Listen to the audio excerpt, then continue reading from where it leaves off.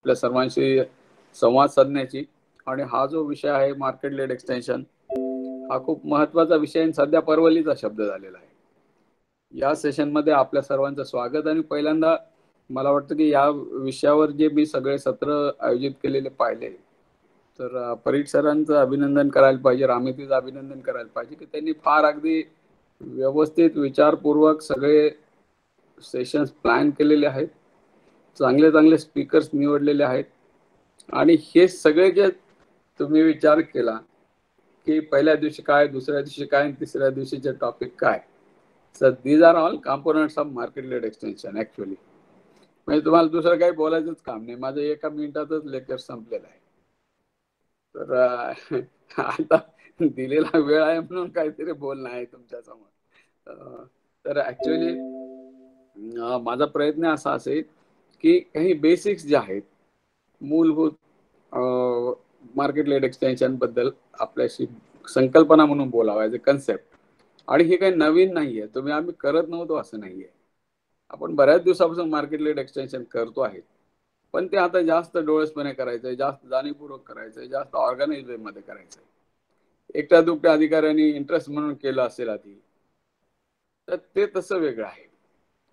बऱ्याच वेळेला आपल्या खात्यामध्ये असं होतं की एखादं चांगलं काम करून जाणारे अधिकारी असतात, पर अनलाईक दी अदर डिपार्टमेंट, आपल्या डिपार्टमेंटमध्ये एक आहे थोडस, म्हणजे एक स्ट्रेंथ काय आहे आपली की we individually are very strong people. खूप एक्सपर्ट आहेत, खूप हुशार आहेत, अत्यंत मेहनती आहेत, पण many times we are not standing together as team. आणि मग काय होतं की काही ऑफिसर छान काम करतात, ते त्यांच्या पुरतच मर्यादित राहतात, ॲज अ टीम ते सर्वांपर्यंत जात नाही. पण आता अशी वेळ आलेली आहे की मार्केट लेड एक्सटेन्शन आहे किंवा जे नवीन संकल्पना आहेत, जे स्मार्ट प्रकल्पामध्ये सुद्धा काही गोष्टी येत आहेत, MSCB प्रोजेक्ट मधून आलेले आहेत. त्यानंतर आपल्याला जे धोरणात्मक आलेले डबलिंग ऍग्रिकल्चर प्रोडक्शन, तर या ठिकाणी आपल्याला ॲज अ होल टीम काम करावं लागणार आहे. आणि म्हणूनच या सगळ्या गोष्टीचं एक संस्थात्मक ऑर्गनाइज वे मध्ये सुनियोजित पद्धतीने प्रत्येक जणाच्या इन्व्हॉल्वमेंटनी या गोष्टीच्या संकल्पना राबवण्यात येतील.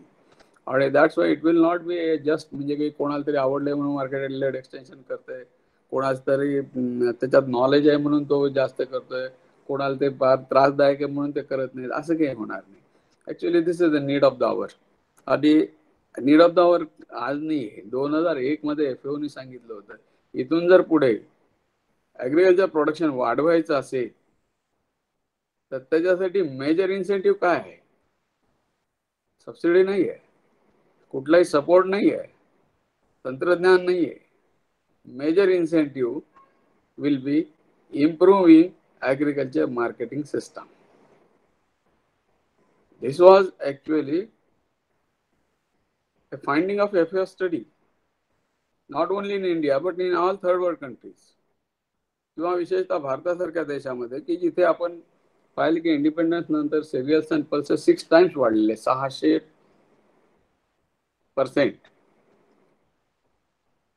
पल्सेस 450%, ऑइल सीड्स 450 ते 500% वाढले, 4 to 5 टाइम्स.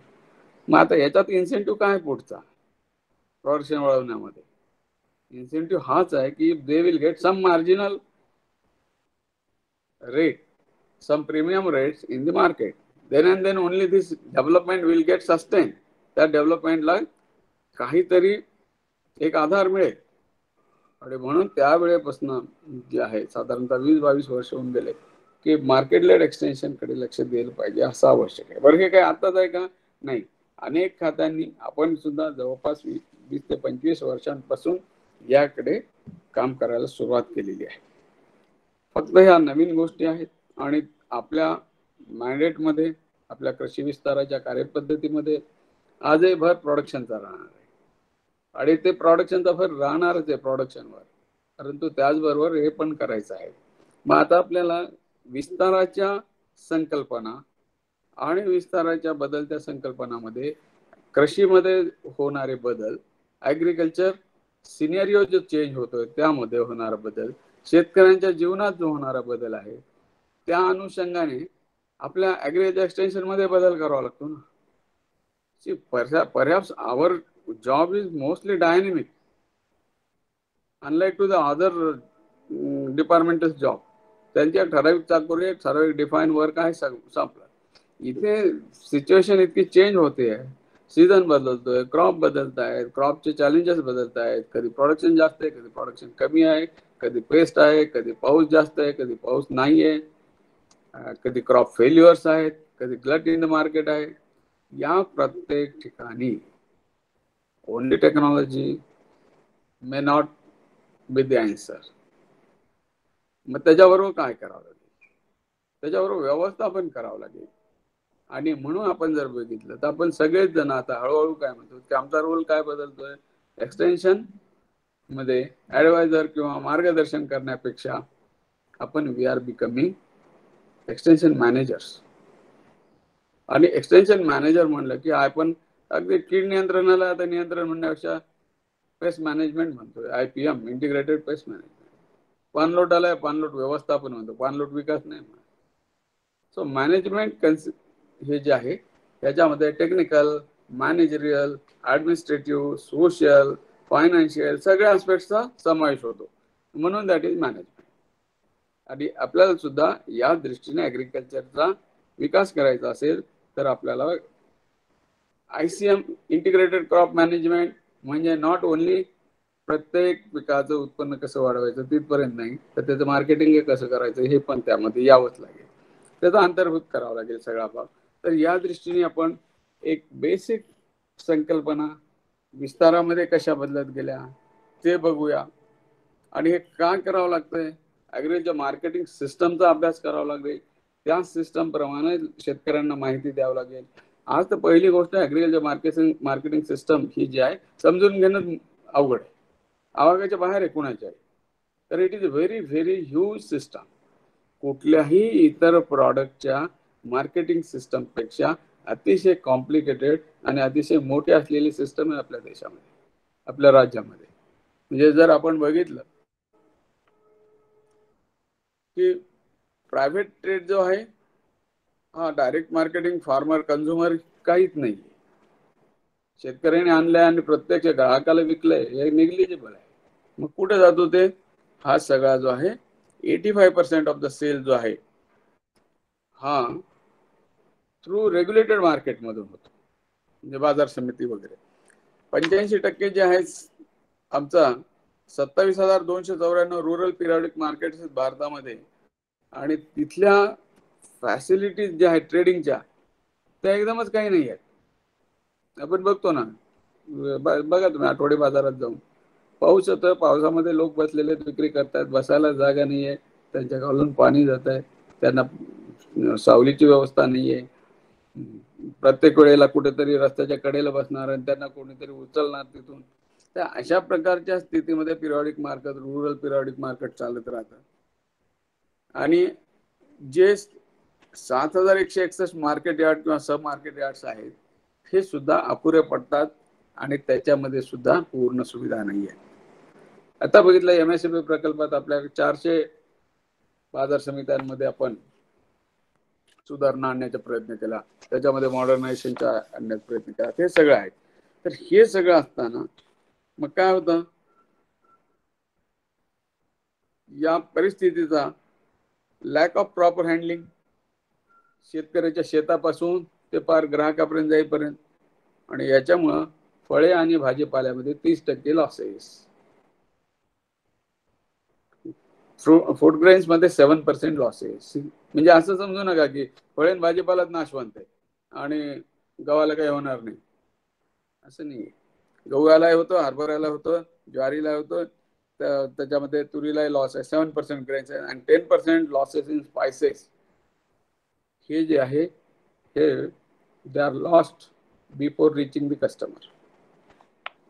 आणि हे जे आहे त्याच्यानंतर पुढे ज्याला व्हॅल्यू चेन म्हणतो आम्ही, नाव गोंडच दिलेलं आहे value chain.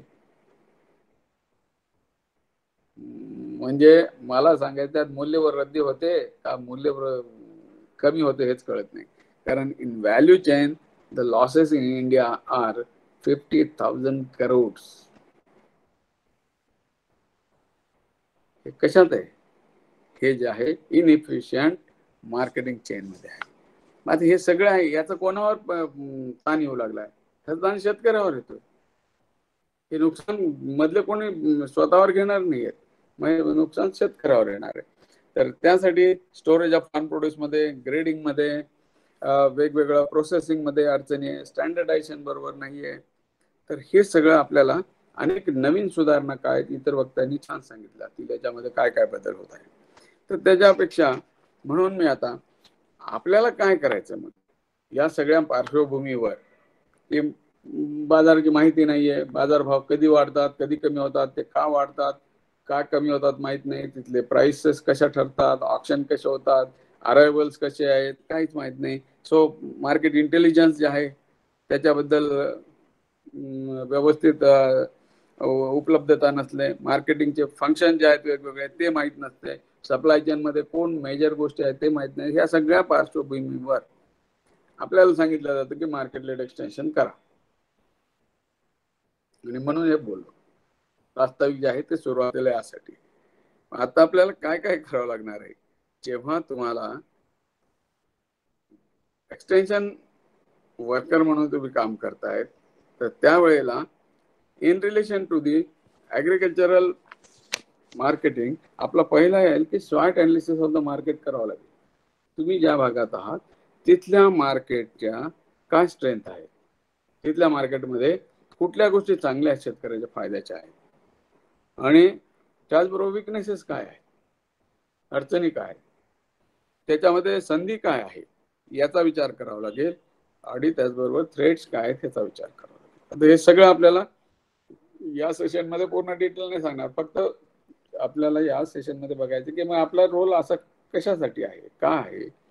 Organisation of farmer interest group FIG किंवा शेतकऱ्यांचे उत्पादक संघ तयार करणे किंवा शेतकऱ्यांच्या उत्पादक कंपन्या करणे, ह्या दुसरी आपली भूमिका राहणार आहे. तिसरी भूमिका काय राहणार आहे की या जे तयार झालेले शेतकरी उत्पादक कंपन्या आहेत, संघ आहेत, त्यांच्यासाठी काय ज्या काही स्कीम आणलेल्या आहेत, डेमॉन्स्ट्रेशन असतील, त्यांच्यासाठी ट्रेनिंग असतील, तर त्या व्यवस्थित राबवणे आहे. त्याच्यानंतर शेतकऱ्यांचं स्किल वाढवायचंय, बार्गेनिंग म्हणा, निगोशिएशन म्हणा, विथ ऑल दीज मिडलमॅन्स. मार्केट मधले जे वेगवेगळे घटक आहेत त्यांच्याबरोबर त्यांचा संवाद वाढवायचा आहे, तिथे काय होतं याची शेतकऱ्यांपर्यंत माहिती द्यायची आहे, आणि डायरेक्ट मार्केटिंग मध्ये सुद्धा त्यांना शिकवायचं आहे. तर हे पण आपल्याला काम करायचं आहे. तर हे सगळं करत असताना हे नवे आपले रोल्स आहेत, नव्या भूमिका आहेत आपल्या. अजून काय नवी भूमिका येणार आहे की डायरेक्ट मार्केटिंग शिकवायचे. ऑर्गनायझेशन FIG जे आहेत, फार्मर इंटरेस्ट ग्रुप, FIG म्हणजे काय, शेतकऱ्यांचे गट. जसं SHG सेल्फ हेल्प ग्रुप, महिला बचत गट माहिती आहे, तसं शेतकऱ्यांच्या गटाला FIG किंवा CIG म्हणतात. आणि या FIG किंवा CIG यांना स्ट्रेंथन करायचं आहे. आता हे थोडंसं मी काय करतो, माझं स्क्रीन शेअरिंग सुरू करतो आणि लिहायला सुरुवात करतो बोर्डवर. म्हणजे काही गोष्टी ज्या आहेत, जसं आता FIG बोललो, काय एखाद्याला नाही ऐकू आलं तर ते लगेच तिथं लिहिलेलं कळलं. तर मी शेअरिंग करतोय.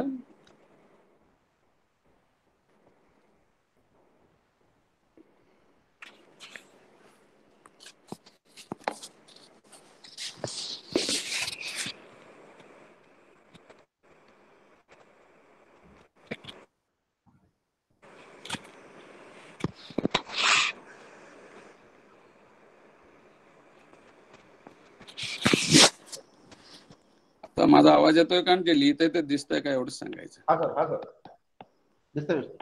दिसतंय ना, व्हेरी गुड, थँक्यू. विपणनाच्या विमुख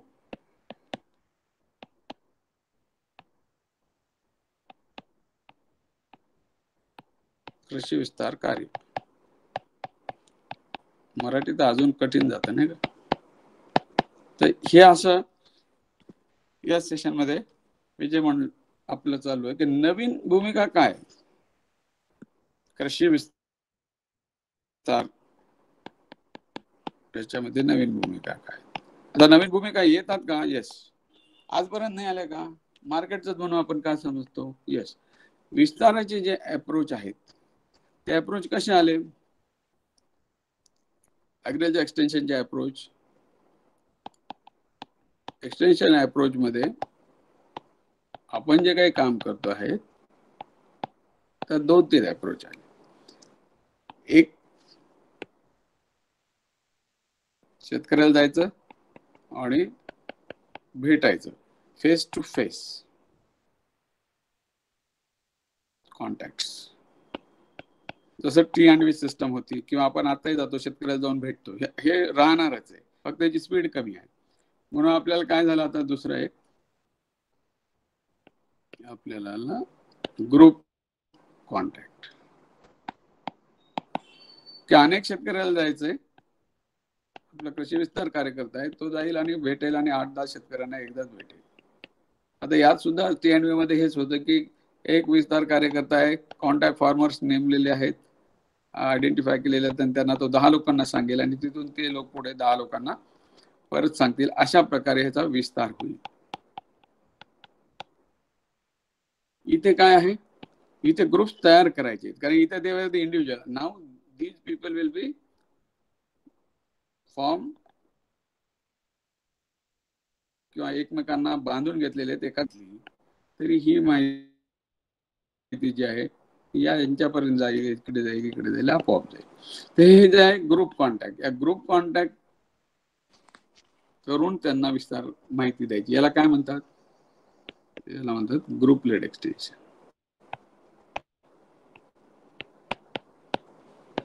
गटामार्फत विस्तार कार्य.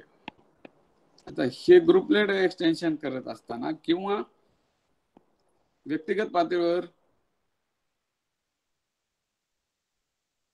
एक्सटेन्शन करत असताना आपण पूर्वी काय भर होता? आपला भर होता उत्पादनाच्या वाढीसाठी.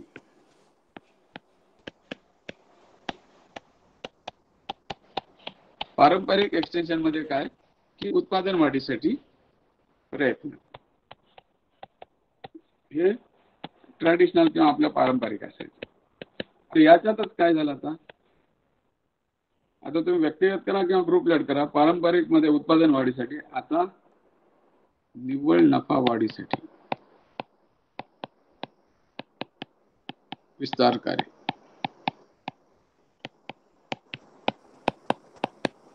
वाय दिस, हे पण आता लक्षात घ्या. उत्पादन वाढीसाठी प्रयत्न, म्हणजे याला जे काय म्हणायचं, this is called production led extension. Production साठी किंवा प्रोडक्शन हा सेंटर पॉइंट घेऊन केलेलं विस्तार कार्य. आता इथे काय की मॅक्सिमायझिंग प्रॉफिट हा उद्देश असल्यामुळं याच्यात नुसतं प्रोडक्शन नाही, तर त्याचं विक्री आलं पाहिजे, पैसे आले पाहिजेत, खर्च किती लागतो, कमर्शियल आस्पेक्ट आले पाहिजेत, आणि ऍग्रिकल्चर मार्केटिंगच्या सिस्टमचा तिथे माहिती केली पाहिजे, म्हणजे मार्केटिंग. मग आता ऍग्रिकल्चर मार्केटिंग एक्सटेन्शन हे एवढंच म्हणलं तर काय होईल, ओनली फॉर मार्केटिंग होईल. पण मार्केट लेड एक्सटेन्शन आपल्याला नुसतं ते सोडायचं का नाही, कारण हे सोडायचं नाही आपल्याला. प्रोडक्शन लेड एक्सटेन्शन आहे, अलॉंग विथ मार्केट इन्फॉर्मेशन आहे, ऍग्रिकल्चर मार्केटिंग एक्सटेन्शन. म्हणून दिस इज मार्केट लेड एक्सटेन्शन. मार्केटला जे पाहिजे ते पिकवायचं आहे, ते पिकवताना त्याचं उत्पन्न वाढवायचं आहे, त्याचा क्वालिटी दर्जा सुधारायचा आहे आणि मार्केटपर्यंत न्यायचं आहे, आणि जास्त चांगले भाव शेतकऱ्यांना रिअलाइज करायचे. दिस इज मार्केट लेड एक्सटेन्शन. आता तुम्ही म्हणाल की आम्हाला हे का सांगताय, ही नवीन भूमिका आहे. आणि आज जर समजा तुम्ही बघितलं की वाय, तर बहुतेक मला असं वाटतं कोल्हापूर डिव्हिजन मध्ये कोणी हा प्रश्न विचारणार नाही. मे बी ज्या ठिकाणी इतर डिव्हिजन मध्ये विचारू शकतील. ऑलरेडी तुमच्याकडे आणि महाराष्ट्रामध्ये we are far ahead of other state in commercialisation of agriculture. आपल्या महाराष्ट्रामध्ये शेतीचं खूप मोठं व्यापारीकरण झालेलं आहे, आणि कमर्शियलायझेशन झाल्यामुळे काय आहे की दोन गोष्टीच आहे, खूप नफा किंवा खूप तोटा. नफा आणि तोटा म्हणजे काय, आर्थिक आहे, म्हणूनच हा नफा तोटा शब्द वापरलाय मी. लॉसेस, एक तर प्रॉफिट जास्त होईल, नाही तर लॉसेस जास्त होतील.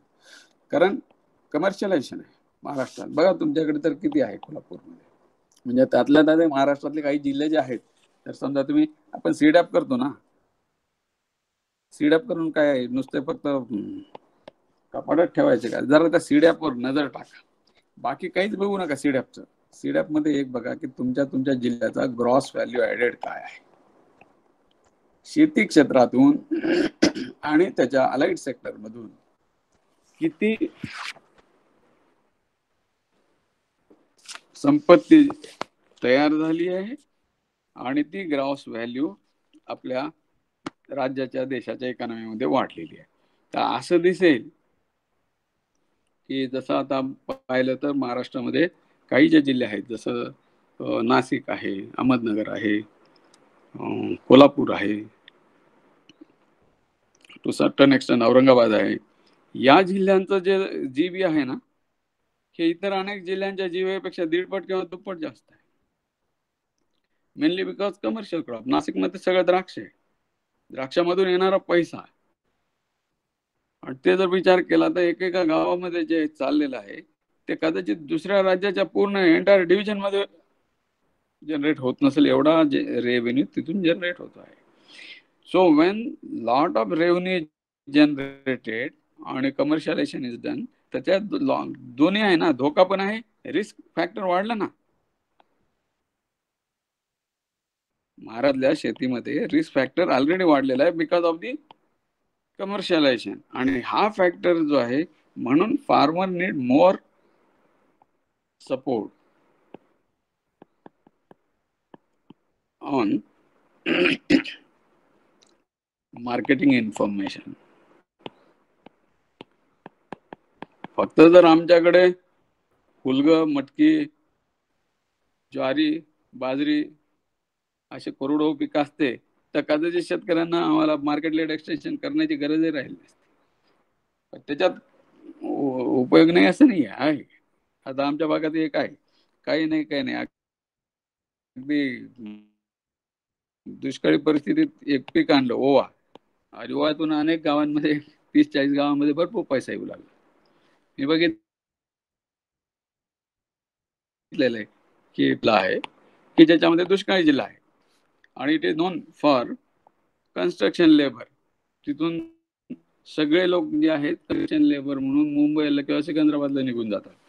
या जिल्ह्यातल्या काही गावांमध्ये ओवा पीक घेतलं, कारण ती 250-300 मिलीमीटर पाऊस पडतो आणि ओवा पिकामध्ये तिथली इकॉनॉमी बदलून गेली. So everywhere there is a scope for commercial option of agriculture. आणि हे सगळा स्कोप असलेला बघून आपल्याला सुद्धा ते एक नवा रोल आपल्याकडे आलेला आहे की नाव we have to support farmers in the light of this commercialization आणि रिस्क मॅनेजमेंटच्या साठी काहीतरी केलं पाहिजे. मग आता हे जे आहेत, मग हे कसं होईल? पहिली तर गोष्ट, आपला दृष्टिकोन बदलावा लागेल. या सगळ्या प्रकाराकडे बघण्याचा दृष्टिकोन, की ऍग्रिकल्चर जे चालू आहे, शेती आहे, परवडत नाही, हातभट्ट्याचा व्यवहार आहे, शेतकरी फार परेशान आहेत, ओके, त्यांचे फार नुकसान होत आहे, त्यांना बाजारभाव मिळत नाही, हे 1-2 मिनिटं बाजूला ठेवायचं आणि शेतकऱ्याच्या शेतीकडे ऍग्री बिझनेस म्हणून बघायचं. आणि मग त्यांना हा ऍग्री बिझनेस जो आहे किंवा हा उद्योग म्हणून आहे एंटरप्राइज, तर या एंटरप्राइजचं इफिशियन्सी कशी वाढवता येईल, यातून मिळणारा फायदा कसा वाढवता येईल, हे बघावं लागेल. आणि जर समजा आपण पाहिलं तर मग हा बदल करायचा तर काय पाहावं लागेल आपल्याला? आपल्याला पहिलं बघावं लागेल सॉरी की शेतकऱ्याची गुंतवणूक किती. एक फ्लो चार्ट आपण करू. बघायचं तर काय की कृषी व्यवसाय एंटरप्राइज याच्याकडे बघायचं. तर काय काय पाहावं लागेल आपल्याला? पहिले तर गुंतवणूक किती आहे, मनी इन्व्हेस्टेड. ऊस घ्यायचा आहे तर त्याला पैसे किती लावले हे पाहावं लागेल. खत किती टाकले ते नाही. त्यानंतर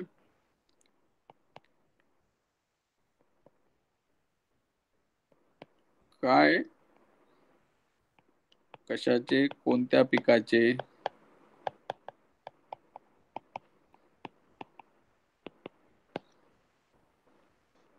उत्पन्न घ्यायचे, म्हणजे व्हॉट टू प्रोड्यूस, काय प्रोड्यूस करायचं. काही काही ठिकाणी फक्त milk may be the answer, तर दुधाचा धंदा करू द्या ना, त्यांना काय पिकच काय पाहिजे. त्याच्यानंतर पुढे काय बघावं लागेल की शेतकऱ्यांचा क्षमता काय आहे,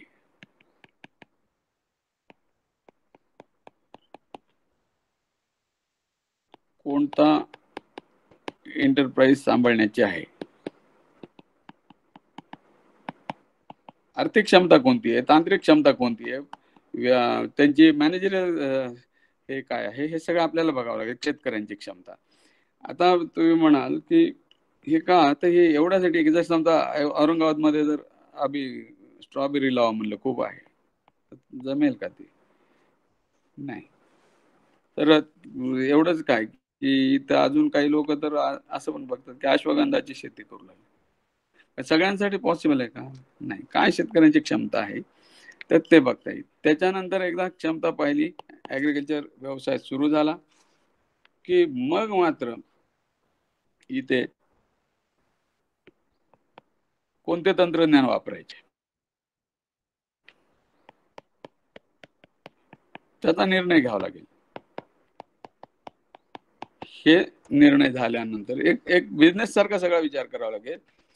मग ह्या तंत्रज्ञानाच्या नंतर पुढची गोष्ट काय येईल, उत्पादन येईल वापरल्यानंतर. पोस्ट हार्वेस्ट टेक्नॉलॉजी काय वापरायची, काढणी पश्चात तंत्रज्ञान,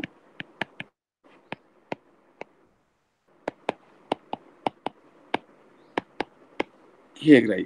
आणि एकदा हे झाल्यानंतर मग पुढचा मुद्दा राहील की याचं काही स्टोरेज ट्रान्सपोर्ट करायचं आहे का, मार्केटिंग साठी साठवण करायची, वाहतूक करायची, किंवा कधी विक्री करायची. पुढचा महत्वाचा पॉइंट आहे कधी विक्री करायची.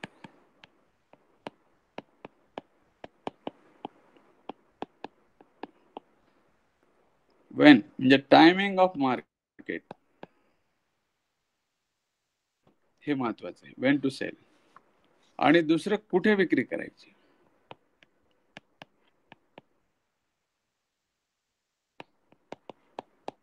हे कशासाठी बघावं लागेल, या दोन मुद्द्यावर तर सगळं त्याच्यात प्रॉफिट होणार का लॉस होणार ठरणार आहे. When to sell and where to sell. कुठे बाजारभाव चांगले आहेत, कुठे नाही आहेत, कुठे नेणं सोयीस्कर आहे. त्याचबरोबर शक्य असेल तर आपल्याला डिसाइड करता येते का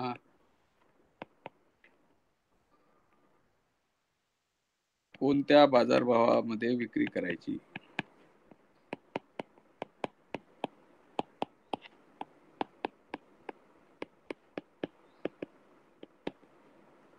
डिस्ट्रेस टाळायचं आपल्याला. ऍटलीस्ट MSP वर तर पाहिजे, मग ते आहे. आणि मग नंतर इतर काही पर्याय आहेत का विक्रीचे, डायरेक्ट सेलिंग करायची का, आठवडी बाजारात विकायचे का, हे सगळे बघायचं. आणि शेवटी मग यातून, या सायकल मधून किती पैसा आर्थिक उत्पन्न मिळालं.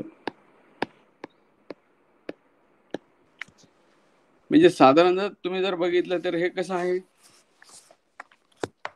सुरुवात कुठून झाली होती, सुरुवात झाली होती गुंतवणूक, पैसे किती लागले, मनी इन्व्हेस्टेड. शेवट किती झाला, किती आर्थिक उत्पन्न मिळालं. म्हणजेच काय, मार्केट लेड एक्सटेन्शन जेव्हा आपण बोलतो तेव्हा आपण कशाचा विचार करतो, we talk about money to money. Cycle काय आहे, पैसा टू पैसा. पैसे लावले किती, पैसे आले किती. आता हे आलेल्यापैकी पुन्हा लावले किती, आले किती. आणि आपण नॉर्मली याच्यात काय करतो, सीड टू सीड.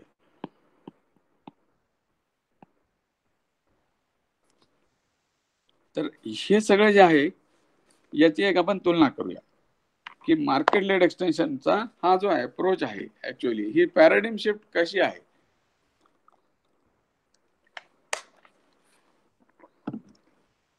पॅराडिम शिफ्ट हा शब्द खूप वेळेला मॅनेजमेंटच्या भाषेत वापरला जातो. तर व्हॉट इज पॅराडिम शिफ्ट, आपल्यापैकी काही जणांना माहित असेल. पॅराडिम जे आहे म्हणजे विचार करण्याची पद्धत किंवा काही आडाखे विचार करायचं फ्रेमवर्क. आता ही पॅराडिम शिफ्ट कुठली आहे ह्याच्यात, म्हणजे उदाहरण एक सांगतो हे समजण्यासाठी की एक असं घटना आहे. बिझनेसमध्ये पॅराडिम शिफ्ट ही खूप महत्वाची की तुम्हाला हे माहित असेल की हेनरी सँडोज हे पूर्वी फार फेमस घड्याळ होतं. आता कधी कधी काय होतं, या स्टोरी याच्यासाठी सांगायच्या की या स्टोरीमधून आपल्याला काहीतरी महत्वाची बिझनेसची शिकवण मिळून जाते. आता या हेनरी सँडोज स्वित्झर्लंडमध्ये खूप प्रसिद्ध असलेली घड्याळ, या ह्याच्यामध्ये काम करणारे 4 इंजिनियर्स जरा वेगळा विचार करत होते. आणि ते काय म्हणायचे की आपण हे जे टिकटिक आवाज येतोय ना घड्याळाचा, हा आवाज नसलेला घड्याळ तयार करू. आणि त्यांनी तयार केलं घड्याळ. हा टिकटिक आवाज कशाचा यायचा, जुन्या लोकांना माहिती पहिले घड्याळ कसे होते ते, तर त्यातल्या बॅलन्समुळे आवाज यायचा आणि किल्ली द्यावं लागायची आधी. तर मग त्या ह्याच्यात त्यांनी घड्याळ तयार केलं नवीन आणि नेलं मालकाला दाखवलं. मालक म्हणे बाबा जर समजा हे टिकटिक आवाज काढला म्हणजे त्यातलं बॅलन्स काढलं घड्याळातलं, तर त्याचा अर्थ काय होईल, त्याचं प्रेसिजन राहणार नाही. म्हणजे घड्याळातलं 2-3 मिनिटं पुढे जाईल किंवा मागे जाईल आणि अचूकता जी आहे ही आमच्या घड्याळाची जी वैशिष्ट्य आहे ते गायब होऊन जाईल. मग ते भीती वाटली त्या हेनरी सँडोजच्या मालकाला. ते म्हणणार ना काय असलं काही भानगड पडणार. पण ते पोरं काय ऐकायला नाही. नवीन नवीन तरुण इंजिनियर्स होते. शेवटी त्यांना काय केलं हेनरी सँडोजवाल्यांनी, म्हणून एक 2-4 दिवस एक ट्रेनिंग आहे याला जपानमध्ये, तिथं जातो. त्यांनी पाठवून दिलं ट्रेनिंगला. त्यांना वाटलं बरं झालं आता जरा फ्रेश होऊन येतील आणि बाकी आपल्या आपल्या कामाला लागतील. वापस आले तर ते आलेच नाहीत वापस, कारण ते जपानमध्ये गेले. जपानमध्ये त्यांनी त्यांचं मॉडेल जे आहे ते दाखवलं आणि त्याच्यातून आज तुम्ही आम्ही जे वापरतो त्या क्वार्ट्स घड्याळाचा जन्म झाला. कशाची, पॅराडिम शिफ्ट. काय पॅराडिम होती, बॅलन्स जर नसलं तर अचूकता राहणार. आम्ही आमच्या अशा समजामध्ये अडकून पडतो. असं आपल्याला बाजूला काढावं लागणार आहे. मार्केटमध्ये नुकसानच होतं असं काही नाहीये. काय आहे ते माहिती घ्यायची आणि त्याचा फायदा शेतकरी करून घेऊ शकतात. तसंच अजून एक उदाहरण जे आहे पॅराडिम शिफ्ट म्हणजे जनरल ह्याच्यामध्ये, आता तुम्हाला तर बिझनेसचं उदाहरण एक सांगितलं, एक साधं सांगतो की पॅराडिम शिफ्ट म्हणजे काय. एक प्रवास चालू होता, प्रवासामध्ये रेल्वेमध्ये बसले होते 2-3 जण चालले आणि ते येऊन बसले समोरच्या सीटवर एक मुलगा होता आणि म्हातारा माणूस घेऊन बसलेला होता. आणि तो फारच उच्छाद मांडत होता, सारखा चिडचिड चिडचिड रडायचं, कोणाच्या केस ओढ, कोणाच्या अंगावर काहीतरी पाणी सांड. आणि ते समोर बसलेले 3-4 जण वैतागले आणि ते म्हणले त्या म्हाताऱ्याला की अरे बाबा तुझ्या पोराला तू आवर ना जरा. तर ते काय म्हणले, ठीक आहे मी प्रयत्न करतो म्हणे. पण तो काही बोलला नाही म्हातारा. ह्यांनी पुन्हा रागाने म्हणले. मग त्यावेळेला तो काय म्हणला,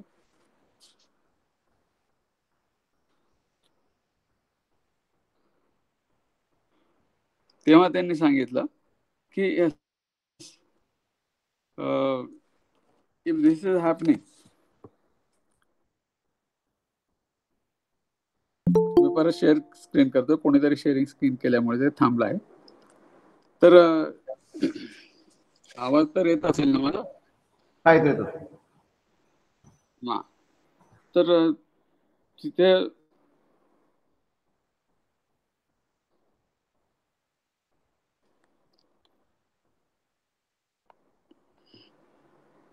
ते समोरचे जे मुलगा त्रास देत होता त्याला परत एकदा सगळे रागवले आणि म्हणले, अरे काहीतरी करा तुम्ही, असं कसं काय तुमचं काम, तुमच्या मुलाला सांभाळता येत नाही तुम्हाला.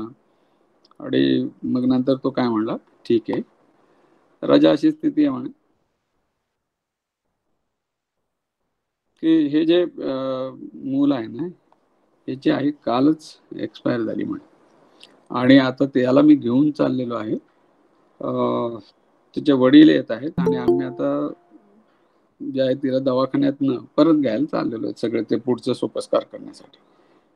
आता असं बोलल्यानंतर काय झालं, ही माहिती मिळाली.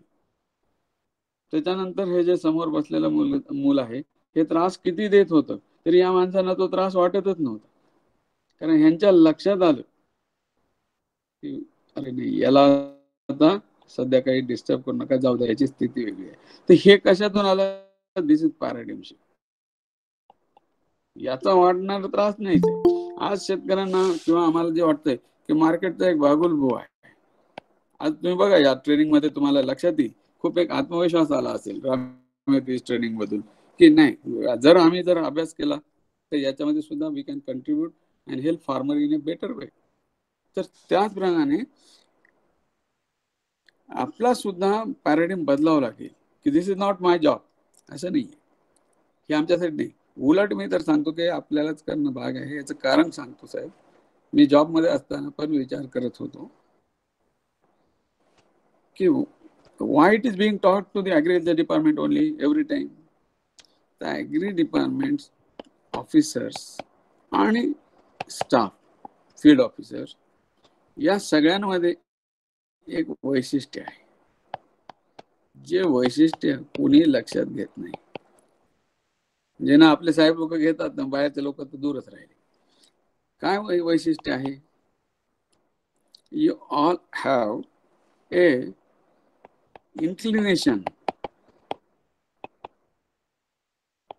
towards sharing information. शेतकऱ्यांना माहिती देण्याकडे आमचा कल आहे का नाही बघा तुम्ही. मला एक सांगा, प्रश्न विचारतो आणि याच्यावर तुम्ही नंतर कॉमेंट द्या. कोणता असा शास्त्रज्ञ त्याच्याजवळ बसलं तासभर, तो भरभरून बोलेल आम्हाला. खूप ज्ञानी माणसं तुम्हाला भेटतील, वेगवेगळ्या खात्याचे अधिकारी, व्हेरी नॉलेजेबल पीपल आहेत, मे बी सायंटिस्ट आहेत, मे बी वेगवेगळे ऑफिसर्स आहेत, व्हेरी लर्नेड आहेत आणि व्हेरी काय म्हणतात त्याला एक्सपिरियन्स्ड आहेत. But they will rarely open up होणारच नाहीत. आणि आपले जर 100 लोक असतील ऍग्रिकल्चर मधले, तर मलाच माहित आहे नक्की 70-80% लोक तरी या प्रकारचा माइंडसेट घेऊन बसलेले आहेत. शेतकऱ्याला जर मार्केट इन्फॉर्मेशन द्यायची असेल तर who is the suitable person, no one else than agriculture department. एक तर माहिती तर द्यावं लागणारच आहे, हे कळलं. देणार कोण, ओनली तुम्हीच, बाकी काही नाही. मला बाकीच्यांवर टीका नाही करायची, पण हे त्यांचं लर्निंगच नाही ना, त्यांना सांगितलंच नाही कोणी की ते बोलावं लागतं, सांगावं लागतं. ज्याला आपण म्हणतो ना एक्सटेन्शनचा माइंडसेट आहे. म्हणजेच काय आहे की तुम्हाला शेअरिंग इन्फॉर्मेशन आहे, काय आपल्याजवळ नॉलेज असेल, काय टेक्नॉलॉजी असेल, काय त्याला सांगायचं सांगा. कोणी विचारलं नाही तरी जाऊन आपण ऍडवाइस करतो. ही परिस्थिती आपली आहे. तर आता यामध्ये ऍडवाइस करायचं आहे, तर ऍडवाइस मध्ये फक्त बदल, आणि ते म्हणजे मार्केट लेड एक्सटेन्शन आहे. लेट अस थिंक अबाउट ह्यात काय नेमका फरक आहे किंवा काय बदल आहे. म्हणजे मी अगदी बेसिक बोलतोय, बाकी सगळे एक्सपर्ट लोकांचे जे लेक्चर्स होतील ते लेक्चर्स अधिक चांगल्या प्रकारे समजून घेण्यासाठी याचा फायदा होईल तुम्हाला. आता आपण बघूया की काही आस्पेक्ट्स किंवा मुद्दे आपण इथे घेऊया आणि यात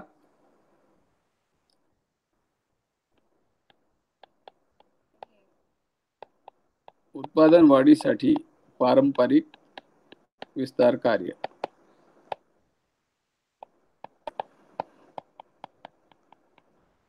लेट अस से प्रोडक्शन लेड एक्सटेंशन,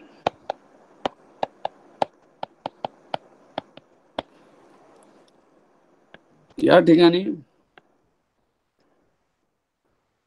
आपण बघू मार्केट लेड एक्सटेंशन.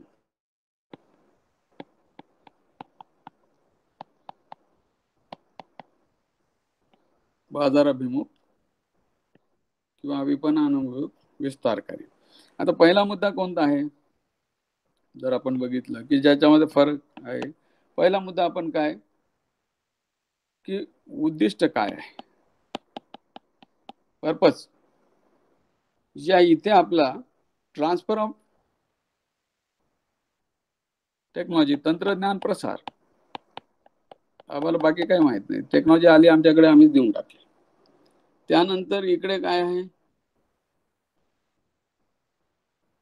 इथला उद्देश तसा नाहीये. शेतकऱ्यांना त्यांच्या व्यवसायातून, कारण एंटरप्राइज म्हणून आपण पाहणार ना त्यांना, त्यांच्या व्यवसायातून जास्तीत जास्त नफा मिळवून देणे, नफा मिळवण्यास मदत करणे. So we are helping farmers for maximization of profit. हा पहिला उद्देश झाला. उद्देशामध्ये बदल. आता एक लक्षात घ्या, मी ज्या वेळेला प्रोडक्शन लेड एक्सटेन्शन म्हणतोय आणि इकडे मार्केट लेड एक्सटेन्शन म्हणतोय, तेव्हा हे सोडायचं नाही, धरायचं असं नाही. We have to do both. फक्त सुवर्ण मध्ये साधायचं आहे, एक लक्षात घ्या. कारण कोणत्याही काळामध्ये प्रोडक्शन वाढ करण्याला काही पर्याय नाहीये, हे तर आहेच आहे, विथ ऍडिशन करायचं आहे. तर हे पहिला उद्देश मध्ये. दुसरं काय आहे, आपल्याला यातून काय अंतिम परिणाम साध्य करायचा आहे.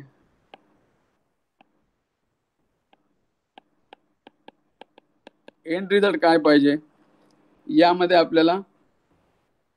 तुम्ही लगेच मला उत्पादनात वाढ, हो उत्पादनात वाढ होईल, पण आपल्याला काय असतं, आपण जर विचारलं पहिल्यांदा की काय केलं तुम्ही, तुम्हाला आम्ही माहिती दिली, तर आपण सांगतो शेतकऱ्यांना माहिती दिली. तर म्हणजे काय, संदेश पोहोचवणे, हे पहिला उद्देश आहे. एंड रिझल्ट, सॉरी, अंतिम परिणाम या याच्यामध्ये उत्पादन. त्याच्यानंतर दुसरा काय आहे,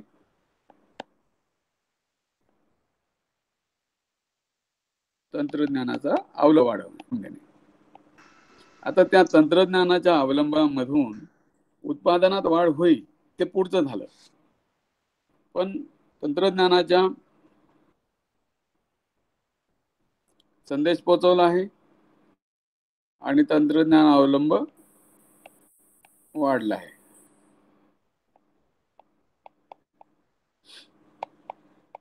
हे त्यातलं दुसरं झालं. आता मार्केट लेड एक्सटेन्शन मधला अंतिम परिणाम काय आहे, हा परिणाम आहे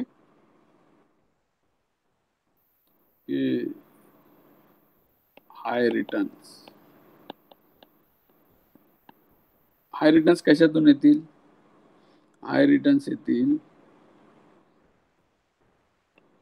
जास्तीचं उत्पन्न, हाय रिटर्न्स आर्थिक उत्पन्न, याच्यातून मार्केट इंटेलिजन्स देणे आणि skillful marketing by providing market intelligence, बाजार माहिती त्यांना द्यायची, अँड मार्केटिंग स्किल्स. म्हणजे इथं आम्ही मार्केटिंग स्किल देण्याचा प्रयत्न करणार आहोत की जे की इकडे फक्त तंत्रज्ञानाचा अवलंब. So we have to always do both the things. आता याच्यात बघा अंतिम परिणाम म्हणजे तिसरा मुद्दा कोणता आहे.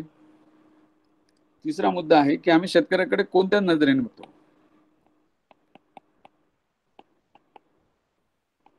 शेतकऱ्याला काय बघतो आम्ही या ठिकाणी आपली भाषा काय असते, फार्मर्स आर प्रगतिशील शेतकरी आहे. चांगले शेतकरी त्यांना आपण काय म्हणतो, प्रगतिशील शेतकरी. कोणी दिला अधिकार तुम्हाला हे सर्टिफिकेट द्यायचा, प्रगतिशील आहे का नाही? पण आम्ही करतो प्रगतिशील शेतकरी, मी भाषा तशी वापरतो ना, we look farmer in to that काय म्हणतात अँगल. मला तर गंमत वाटते, माझं सगळं आयुष्य केलं नोकरीमध्ये, डायऱ्या लिहिल्या तर कधी पाहिलं मी, रिटायर झाल्यावर उगाच वेळ मिळाला तर पाहिलं. तर सकाळी निघालो, 4 ठिकाणी भेट दिली, या ठिकाणी शेतकऱ्यांना भेट दिली, पाहणी केली, मार्गदर्शन केले आणि परत आलो. तर हा मार्गदर्शन शब्द इतक्या वेळा लिहिलाय की भेट दिली, मार्गदर्शन केलं, परत आलं. अरे मलाच मार्ग सापडलेला नाही तर मी लोकांना काय मार्गदर्शन करणार आहे? पण आय वॉज रायटिंग डेली, मार्गदर्शन केले, मार्गदर्शन केले. सो लाईक दिस, हे जे आहे ना, what way we are looking at farmer, त्याचा हा परिणाम आहे. तर इथं आम्ही शेतकऱ्यांकडे बघणार, प्रोग्रेसिव्ह फार्मर आहे किंवा खूप उत्पादन वाढणार आहे. म्हणजे आता तर कोल्हापूरमध्ये तर प्रॉडक्ट काय म्हणतात, टार्गेटेड इल्ड अप्रोच घेऊन काम करणारे शेतकरी आहेत, की बस ऊसाचं उत्पन्न काढायचं, अजून कुठल्या काढायचं, एवढं काढायचं म्हणजे काढायचं. So high producer, we look to the farmers as they are प्रगतिशील किंवा हाय प्रोड्युसर. आणि इथे म्हणजे फार्मर्सकडे आम्ही काय बघणार, कृषी उद्योजक म्हणून बघणार.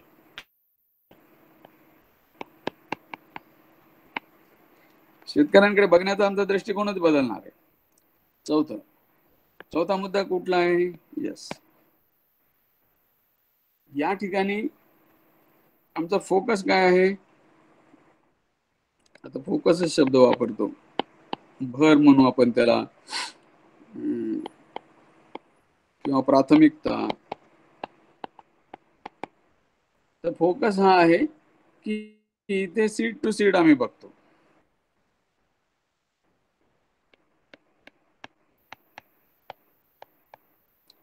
किती एकर ऊस लावला आणि किती टन उत्पन्न आलं हेच बोलणार. या ठिकाणी काय बोलणार तसं नाही, we will look from rupee to rupee. 50,000 रुपये लावले, 2 लाखाचं उत्पन्न घेतलं, असं बोलू ना. 50,000 रुपये लावले आणि फक्त 1.5 लाख उत्पन्न आलं, म्हणजे काय झालं इथे, we are talking about rupee to rupee. So cost benefit ratio, we are talking about the monetary gains, आणि हा फोकस मॉनिटरी गेन्सवर राहील. मग आता यातली तंत्रज्ञानाचं काही आहे का? येस,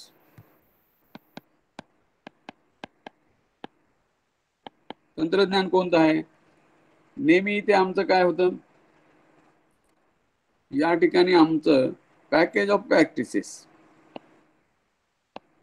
आणि हे पॅकेज सुद्धा कोणतं आमच्या विद्यापीठाने दिलेलं आहे, ते आमच्या ॲग्रो क्लायमॅटिक झोन मध्ये बसणार आहे, ते रिकमेंडेड आहे, डेट आहे का ना, याच्यावर आमचा भर असणार.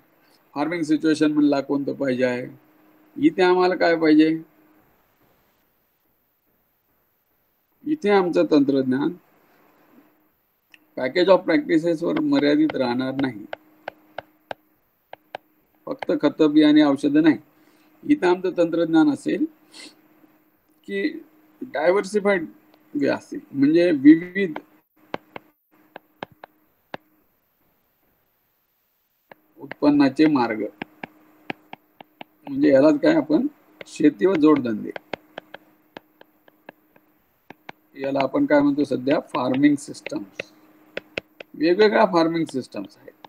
कदाचित फार्मिंग सिस्टमचा रिसर्च विद्यापीठाकडून उपलब्ध व्हायला वेळ लागेल, त्याचं टेस्टिंगला वेळ लागेल, काही आलेलं आहे आपल्याकडे ते, प्लस आपल्याच भागातल्या चांगल्या शेतकऱ्यांनी जे यशस्वीपणे केलेले फार्मिंग सिस्टम, ते त्यांची परिस्थिती कशी आहे, त्यांचं हवामान कसं आहे, जमीन कशी आहे, लँड होल्डिंग किती आहे, त्यांच्याकडे भांडवल किती आहे, आणि त्यामध्ये कोणती फार्मिंग सिस्टम सुटेबल आहे, ते त्यांनी यशस्वी करून दाखवले, ते आम्ही दुसरीकडे सांगणार. सो तंत्रज्ञान टेक्नॉलॉजीवर असा फरक राहील. आणि मग आमचे प्रत्यक्ष इंटरॅक्शन कशा असतील शेतकऱ्यांबरोबर,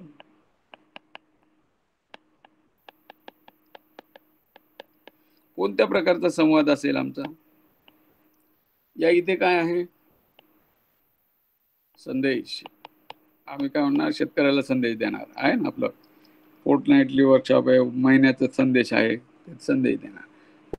पुन्हा आम्ही शेतकऱ्याला मार्गदर्शन करणार, प्रशिक्षण देणार, शेतकऱ्यांना आम्ही प्रोत्साहन देणार, मोटिवेशन, शेतकऱ्यांना आम्ही शिफारसी देणार. हे काय आलं, शेतकऱ्यांसोबत आमचा संवाद असा नाही.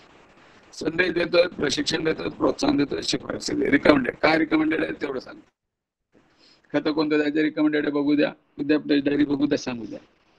तर हे सगळं आमचं अशा प्रकारचं शेतकऱ्यांबरोबर संवाद राहील, मग इंटरॅक्शन राहील. इथे काय राहील, इथे शेतकऱ्याला सोबत सल्ला मसलत असेल, consultancy. We will work not as a adviser but as a consultant. Consultant म्हणले की तुम्हाला काय करावं लागतं, त्याची परिस्थिती जाणून घ्यावी लागते, त्याचा अभ्यास करावा लागतो. म्हणजे तुमचं अर्ध काम परिस्थितीचे निदान करणे, डायग्नोस्टिक.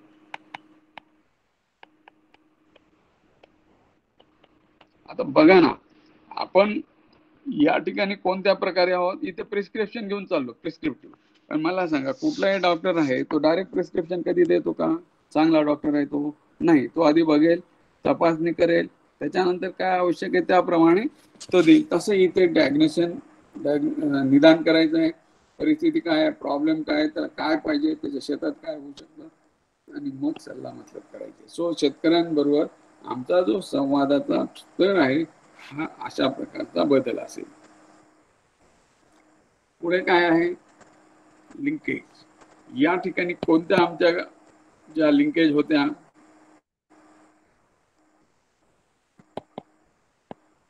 पारंपरिक एक्सटेन्शन मध्ये आमच्या लिंकेज रिसर्च एक्सटेन्शन विद्यापीठाकडून आमच्याकडे आलं आणि आम्ही कोणाला दिला, शेतकऱ्याला दिला, फार्मर. बस संपला, कार्यक्रम संपला. इथं रिसर्च एक्सटेन्शन फार्मर याच्यामध्ये आम्हाला लिंक लावण्यामध्ये आम्ही भर देणार. या ठिकाणी मात्र आता मार्केट लेड एक्सटेन्शन मध्ये याच ह्याच्यामध्ये हे असेल, रिसर्च असेल, एक्सटेन्शन असेल, फार्मर असेल, हे तर राहणारच आहे. प्लस मार्केट, आम्ही मार्केट लिंकेजेस बरोबर सुद्धा हे वाढवणार. म्हणजे this is addition, research extension farmer linkage, इथं research extension farmer plus market linkages याचा आपण अभ्यास करणार, किंवा ह्या असाव्यात अशा प्रकारचा प्रयत्न करणार. त्यानंतर एक्सटेन्शनिस्ट रोल काय असेल, आपली भूमिका, विस्तार कार्यकर्त्याची भूमिका काय.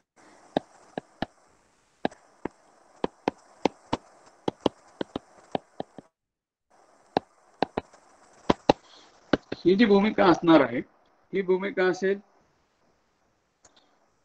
इथे फक्त संदेश देणे आणि फीडबॅक घेणे.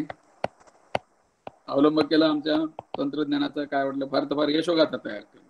आणि यशोगाथा ते आपण कधी एखादी फेल्युअरची गाथा केली आहे का? नाही. यशोगाथा करतो आपण. कधी केस स्टडी केली आहे का? नाही केली. ही आमची भूमिका नव्हती. या ठिकाणी आम्हाला काय करायचंय, इथे आम्हाला एक्सटेन्शनचा रोल असा राहील. ह्या सगळ्या कामाच्या सोबत आपल्याला जे द्यायचं आहे की marketing and agro processing link, marketing plus agro processing याची माहिती जी आहे, याची ही माहिती त्यांना द्यायची आहे. नवा रोल आता, म्हणजे हे सगळं आहे याच्याबरोबर मार्केटिंगचं आहे. आणि त्याचबरोबर आपल्याला काय, farmer group, market and processor यांच्यातलं नातं कसं असलं पाहिजे. फार्मर ग्रुप, मार्केटर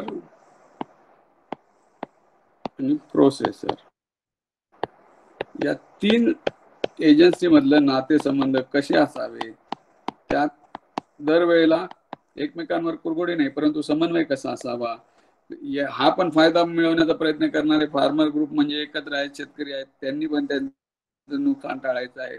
प्रोसेसर बरोबर डायरेक्ट लिंकेजेस लावता येतात का, अशी आपली ही विस्तार कार्यकर्त्याची भूमिका जी आहे त्याच्यात हा वाढ होणार आहे. आणि कॉन्टॅक्ट विथ द फार्मर्स कसा असेल, शेतकऱ्यांबरोबर संपर्क कशा प्रकारचा असेल,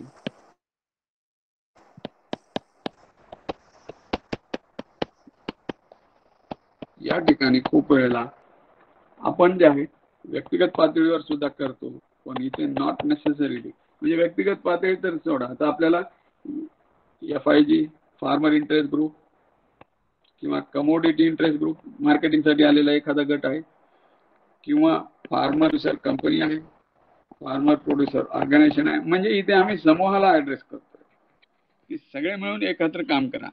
आता बऱ्याच वेळेला सांगतो मी, एखादं तंत्रज्ञान जर यशस्वी व्हायचं असेल तर इट नीड्स कम्युनिटी ऍक्शन. म्हणजे समजा पाणलोटाचं काम आहे, यश मिळायचं तर 1500 हेक्टरवर करावं लागेल. लाईट ट्रॅप लावायचे 550 शेतकऱ्यांनी लावले तर फायदा आहे. विहीर पुनर्भरण केलं, एका गावात 50-60 विहिरी केल्या तर फायदा आहे. तसंच मार्केटिंग करायचं, शेतकऱ्यांनी इनपुट खरेदी करायची आहे, गटामार्फत केली, एकत्रित केली, शेतकरी उत्पादक कंपनी मार्फत केली तर त्याचा भरीव फायदा मिळेल. आणि म्हणून या ठिकाणी our contact with the farmers will be in the groups और फेडरेशन ऑफ द ग्रुप्स. आणि यामध्ये मग IT सपोर्ट, इन्फॉर्मेशन टेक्नॉलॉजीचा सपोर्ट आपण घ्यायचा. तर इथे आपण काय करतो की प्रोडक्शन टेक्नॉलॉजी आपण बघा व्हॉट्सअपवर सुद्धा मेसेजेस काय देतो उत्पादन तंत्रज्ञानाबद्दल. या ठिकाणी आपल्याला मार्केट इंटेलिजन्सचे मेसेजेस द्यायचे आणि हे मेसेजेस आता आपल्याकडे रेडीमेड तयार होऊन येणार आहेत पणन विभागाकडून. आणि एक खूप मोठी एजन्सी तयार केलेली आहे, त्या एजन्सीमध्ये कृषी आयुक्तालयामध्ये प्रत्येक पिकाचा मार्केट इंटेलिजन्स विश्लेषणासहित ती माहिती आता मिळेल आणि ती आपल्याला इलेक्ट्रॉनिक फॉर्म मध्ये पण उपलब्ध होईल. तर अशा प्रकारचे हे जे चेंजेस आहेत, तर या चेंजेस मध्ये आपल्याला जे काम करायचं आहे त्या कामाला मार्केट लेड एक्सटेन्शन म्हणून. आणि बरोबर आता या ठिकाणी मी हे प्रेझेंटेशन थांबवतो आणि डायरेक्ट आपल्याशी संवाद सुरुवात करूया.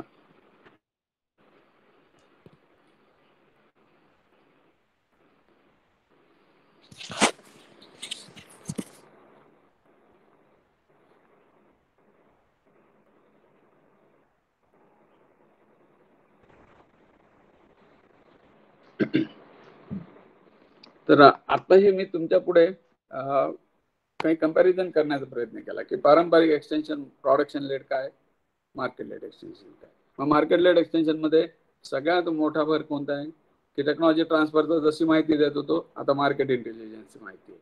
आज आपल्याला कुठं मिळेल का, यस विभागाकडून आपल्याला मिळाली, आपल्या वरिष्ठाकडून आपल्याला मिळाली तर ती आपण खाली देऊच, पण तोपर्यंत काय आहे का, तोपर्यंत आपल्याला ॲग्मार्क नेट मधून आपल्याला बरीच माहिती मिळू शकते. तोपर्यंत आपल्याला पणन मंडळाच्या वेबसाईटवरून माहिती मिळू शकते. आणि ती जी माहिती आहे ती बाजार माहिती आपण घेऊन प्रत्येक वेगवेगळ्या ॲग्रिकल्चर कमोडिटीची मिळवून घेऊ शकतो. आणि हे मार्केट इंटेलिजन्स जे आहे हे सगळ्यांना आपल्याला अवेलेबल आहे. त्याचबरोबर काय आहे,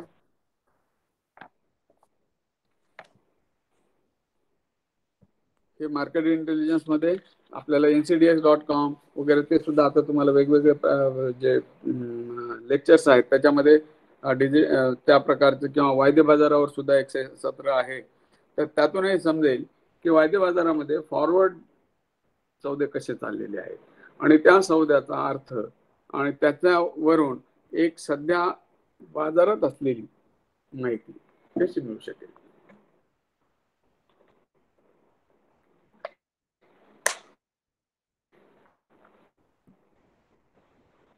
माझा आवाज येतोय? हा येतो ना. तर मला एक उदाहरण सांगायचं आता इथे की what is the power of market information. मला अजूनही आठवतं 99-2000 ची गोष्ट आहे, म्हणजे फार 20 वर्षापूर्वीची गोष्ट आहे बरं, जेव्हा आत्मा पायलट बेसिसवर सुरुवात झालेली होती. फक्त 4च जिल्ह्यांमध्ये होतं, अहमदनगर, रत्नागिरी, औरंगाबाद आणि अमरावती. तेव्हा औरंगाबादमध्ये आम्ही काय केलं की इथे मोसंबीचं क्षेत्र फार जास्त आहे. तर मोसंबीचं क्षेत्र जे आहे तर बागवान जे आहेत इथं त्यांच्या मार्फत जास्त शेतकरी विक्री करायचे आणि ते बागवानांकडून त्यावेळेला 5,500 ते 6,000 रुपये मेट्रिक टनाचा भाव मिळायचा. आणि आम्ही एक कृषी अधिकारी, आत्माचे जे जीबी मेंबर 2 जण, बाकी काही शेतकरी, मोसंबीचे चांगले जाणकार शेतकरी असे घेतले आणि 5 बाजारपेठेचा अभ्यास करायला त्यांना एक स्पेशल टूर काढला. त्यांनी Jaipur market, Ahmedabad market, Delhi market, Indore market आणि हैदराबाद अशा 4-5 ठिकाणचा अभ्यास केला. आणि त्याच्यानंतर काय केलं, ते परत आल्यानंतर तो जो सगळा अभ्यास होता तो अभ्यास आम्ही त्याच्यावर लेख तयार केला. कारण त्याच्यात काय दिसत होतं की जयपूर मार्केटला, दिल्ली मार्केटला 10,500 ते 11,000 रुपये मेट्रिक टनाचा भाव चालू आहे. आणि ती सुद्धा कुठून, कोणती मोसंबी होती, ती औरंगाबाद मधूनच तिथं आलेली मोसंबी होती.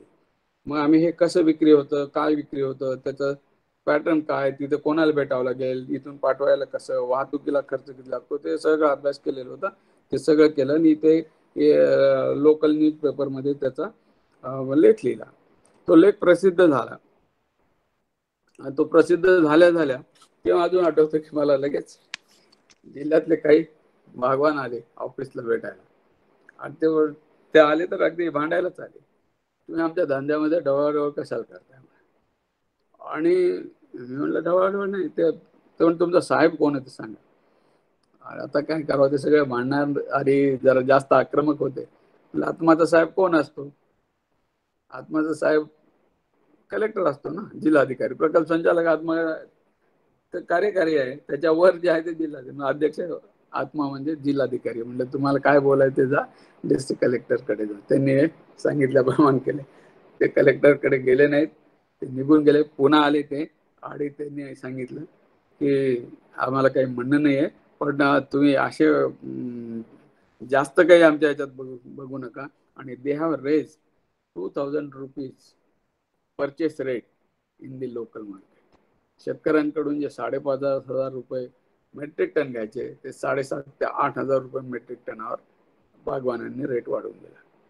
कशाची पॉवर आहे? मार्केट इन्फॉर्मेशनची पॉवर आहे. आणि हे जे आहे, आज तर सांगतो तुम्हाला, इतक्या वेगवेगळ्या प्रकारच्या माहिती अवेलेबल आहे, त्याचं विश्लेषण अवेलेबल आहे. आणि यासाठी सेकंडरी डेटा आहे.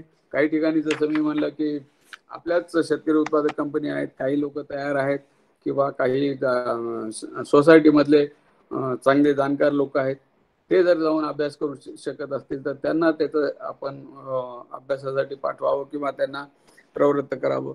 ते जे स्टडी करतील, सेकंडरी रिसर्च मिळेल आणि प्रायमरी रिसर्च पण करतील, तर त्यातून जे काही माहिती येईल त्या माहितीच्या आधारे खूप वेगवेगळ्या फायदा आपल्याला घेता येईल. आता याच्यात मार्केट इन्फॉर्मेशन मध्ये काय काय आहे? मार्केट इन्फॉर्मेशन मध्ये नुसतंच बाजारभाव आहे का? नाही. कुठल्याही याच्यामध्ये स्टेक होल्डर अनालिसिस करावं लागेल की कोण कोण स्टेक होल्डर आहे. समजा सप्लाय चेन आहे, त्या सप्लाय चेन मध्ये आहेत कोण कोण लोक. शेतकरी आहे, नंतर कोण आहे, गावातला व्यापारी आहे, नंतर कोण आहे, बागवान आहे, त्याच्यानंतर कोण आहे, म्हणजे फळामध्ये असेल तर बागवान आहे, किंवा इतर पिकांमध्ये असेल तर बाजार समितीत गेले आडती आहे, ट्रेडर आहेत. या सगळ्या लोकांचा कामकाज कसं चालतं, यांच्या अपेक्षा काय आहेत, यांना काय पाहिजे, आणि याचा अभ्यास करावा लागेल. ऍक्च्युअली हा अभ्यास होत होता.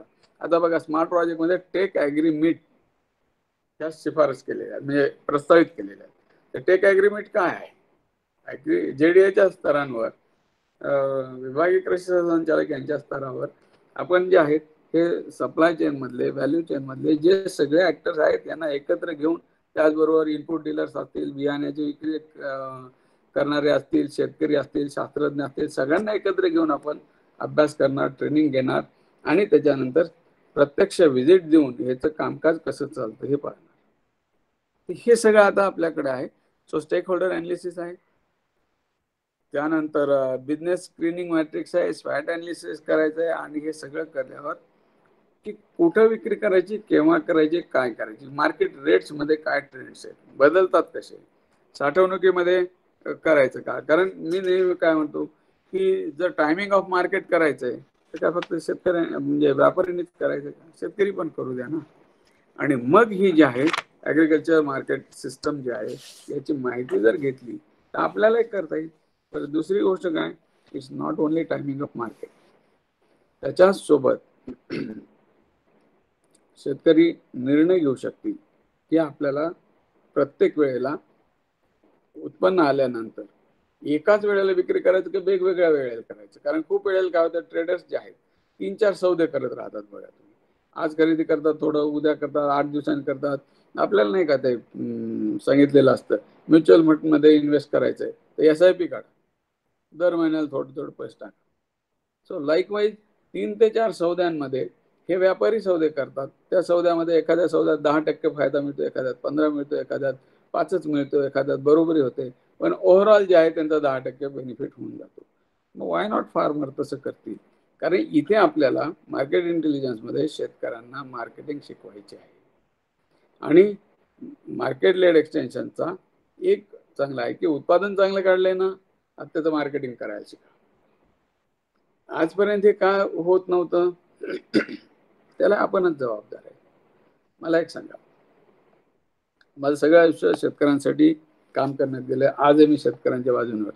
पण काही वेळेला जिथे शेतकरी बेफिकीर असतात, अजाणतेपणे त्यांच्याकडून काहीतरी स्वतःच नुकसान होईल अशा गोष्टी घडतात, तिथं मात्र मी त्यांना जे आहे जाणीव करून दिल्याशिवाय राहत नाही. आज मला सांगा, का नाही शेतकरी माहिती घेत? त्याचं कारण काय की आता हा मोबाईल आहे, हा मोबाईल विक्री करायला सॅमसंग कंपनीला काही गॅरंटी आहे का हे विकला जाईल म्हणून? नाही. आता ही बाटली ज्याने बनवली आहे, ही बाटली 6 महिन्यात विकल्या जाईल का वर्षभरात विकल्या जाईल, काही गॅरंटी आहे का? नाही. म्हणून ते काय करतात, मार्केटिंग करतात. म्हणून ते काय करतात, ह्या वस्तू विकणाऱ्या लोकांचं नेटवर्क तयार करतात. त्या नेटवर्क मध्ये जाऊन तिथे किंवा जे एक्झिस्टिंग नेटवर्क आहे त्यांना जाऊन भेटतात आणि आमचा माल तुमच्याजवळ विकायला ठेवा म्हणतात. परंतु जर तुम्ही बघितलं तर एखादा शेतकरी असा आहे का, पेरिशेबल गोष्टीची आपण खूप गोष्टी करतो, पण तूर उत्पादन झालेली आहे आणि वर्षभर त्या घरात पडली, विक्रीत नाही झाली. हरभरा आलेला आहे, विक्रीत नाही झाली. ऊस तयार झालेला आहे आणि कारखान्याने 2 वर्ष घेतलंच नाही, असं होतं का कधी? Because there is a assured market. Market rate कमी जास्त असू द्या, पण ॲश्युअर्ड मार्केट आहे आणि एक जागा अशी आहे की तिथे घेऊन जा, ती विक्री होणार आहे. घेऊन जायचं आंधळेपणाने, घेऊन जायचा अभ्यास न करता आणि मग नुकसान झाल्यानंतर डोक्याला हात लावून बसायचं. यापेक्षा लेट अस स्टडी. आणि त्याला आपण आहोत ना सोबत, परिणाम मंडळ आहे, वेगवेगळे सगळं ही संस्था आहे.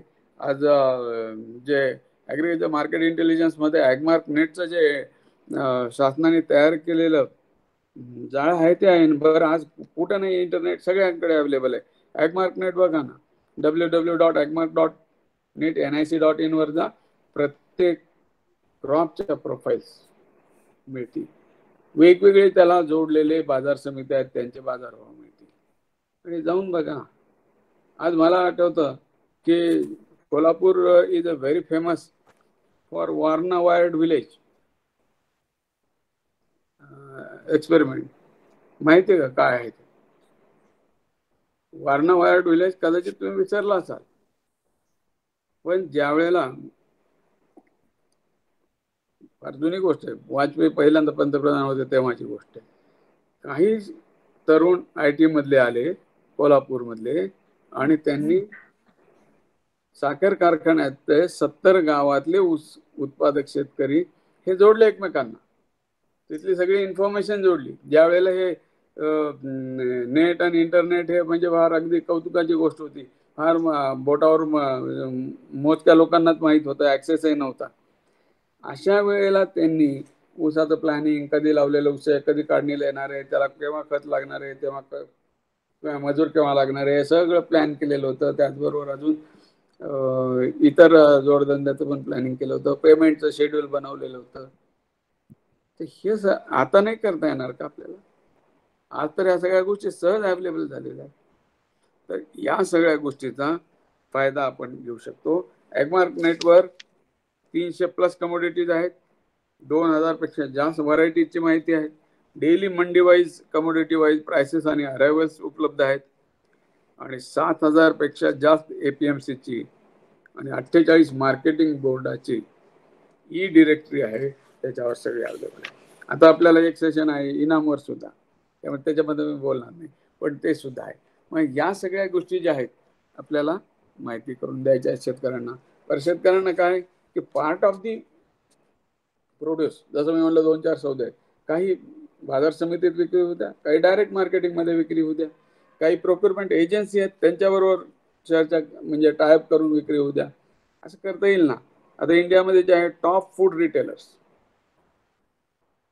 रिटेल चेनमध्ये किती बदल येऊ लागलेले आहेत, आणि त्यामध्ये टॉप फूड चेन रिटेलर्समध्ये फूड वर्ल्ड आहे, त्रिनेत्र आहे, अपना बाजार आहे.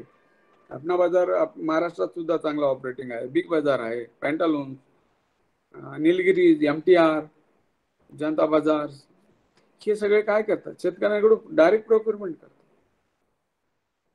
आणि याची माहिती कोणते आपल्याकडे येऊ शकतात, काय येऊ शकतात? आपल्याकडे महिंद्रा ॲग्री बिझनेस आहे, त्यानंतर दीपक फर्टिलायझर सुद्धा यामध्ये उतरलेले आहेत, ITC आहे. So can we link our farmers and their produce to the retail chain in food industry? आज मला एक सांगा, आपण फक्त नुसतं एवढंच म्हणतो की प्रोसेसिंगमध्ये पैसा आहे, प्रोसेसिंग करणारे पैसा घेतात, किरकोळ विक्री करून लोक पैसा कमवतात. मग पार्टली शेतकरी नाही करू शकणार. शेतकरी त्यांच्याबरोबर भागीदारी करू शकतात, शेतकरी प्रक्रियादाराबरोबर भागीदारी करू शकतात, शेतकरी डायरेक्ट जे आहे अशा फूड चेन बरोबर डायरेक्ट भागीदारी करू शकतात, आणि त्यात जो येणारा पैसा आहे त्याचा काही शेअर शेतकऱ्यांपर्यंत जाऊ शकतो. हे प्रत्येक पिकामध्ये होऊ शकतं, सिरियस पल्सेस ऑइलसीड्समध्ये होऊ शकतं, फ्रूट क्रॉप्समध्ये होऊ शकतं, किंवा कापसासारख्या कॅश क्रॉपमध्ये पण होऊ शकतं. आणि ह्या ज्या नवीन पॉसिबिलिटीज आलेल्या आहेत, नवीन अपॉर्च्युनिटीज आलेल्या आहेत, संधी आलेल्या आहेत, याचा अभ्यास करायचा, आणि या ज्या सगळा अभ्यास आहे हा शेतकऱ्यांपर्यंत मांडायचा. मग त्यातले काही शेतकरी करतील ना याचं काम. आणि आज मला माहिती आहे गावोगाव असे शेतकरी आहेत